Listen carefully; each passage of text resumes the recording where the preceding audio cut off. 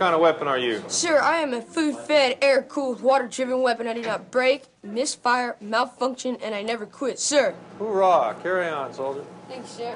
These young sailors are sea cadets, and they're spending the weekend on the Battleship Texas. Ship's company, attention! They've joined over 100 other men and women participating in an annual program called Battle Stations 1944, a recreation of life aboard the Texas during World War II. Now hear this. Now hear this. All hands, man your battle stations. All hands, man your battle stations. The Battle Stations event is just one of the programs available to help visitors learn about the unique history of the Texas. Alpha gun, Bravo gun, man and ready, sir!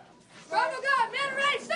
When the Texas was commissioned in 1914, she was the most powerful weapon on Earth. Today, she's our country's oldest surviving battleship and a national historic landmark. There are only 8 remaining battleships in the world. Texas is arguably the most significant.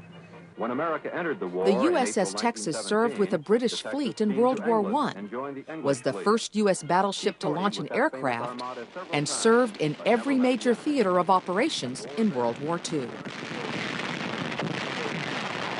After World War II, the Texas was nearly scrapped and used as a gunnery target.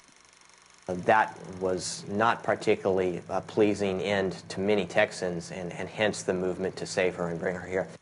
That movement included an appeal to Admiral Chester Nimitz, a Texas native, to give the ship to the state. On San Jacinto Day 1948, the USS Texas was eased into her permanent home on Buffalo Bayou, just east of downtown Houston. So the whole bow of the ship would go under, and you would wonder if it would ever come back up. Of course, it always did.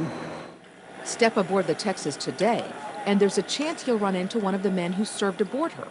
Men like Edward Gandy, who enlisted when he was just a boy. I was 15 when I joined.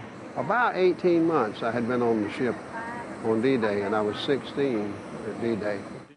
Because we have such an active visiting presence from the veterans who actually served on this ship, it becomes a place where people can reach out and touch their past. And that is an extremely rare opportunity for people, and here it is sitting for people to walk up and enjoy.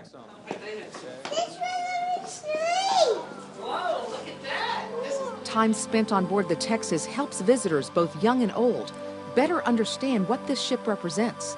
She's a symbol of honor, responsibility, and personal sacrifice. The Battleship Texas is a unique teaching tool, and her duty is far from over.